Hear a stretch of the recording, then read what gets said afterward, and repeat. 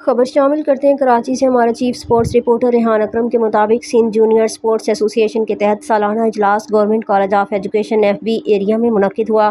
اجلاس کی صدارت سرپرست اعلیٰ سعید عالم نے کی، جبکہ تلاوت قرآن پاک کی سعادت راجہ انور نے حاصل کی۔ سیکریٹری نصرت حسین نے گزشتہ اجلاس کی کارروائی، سالانہ کارکردگی اور اخراجات کا گوشوارہ پیش کیا، جسے تمام ممبران نے منظوری دی۔ بعد ازاں سال 2025 اور 2026 کے لیے عہدیداران کے انتخابات عمل میں آئے، جس کے مطابق ریاض صدیقی کو صدر منتخب کیا گیا، فیمیل ممبر نادیہ گانجی اور صنوبر وارثی، جبکہ میل ممبران میں راجہ انور، مدثر عبدالرحمان، خزانچی اصغر علی اور سیکریٹری نصرت حسین شامل ہیں۔ سیکریٹری نصرت حسین نے آئندہ کے لائحہ عمل میں بیڈمنٹن، کرکٹ، فٹ بال، ہاکی، رسا کشی، ایتھلیٹکس اور ٹینی کوائٹ کے مقابلوں کے انعقاد کا اعلان کیا، جبکہ دسمبر میں تقریب تقسیم انعامات بھی منعقد کی جائے گی۔ اس موقع پر نادیہ گانجی نے باسکٹ بال کو بھی مقابلوں میں شامل کرنے کی تجویز پیش کی، جسے اجلاس میں سراہا گیا۔ خزانچی اصغر علی نے 2,20,000 روپے کا متوقع بجٹ پیش کیا، جسے تمام ممبران نے متفقہ طور پر منظور کیا۔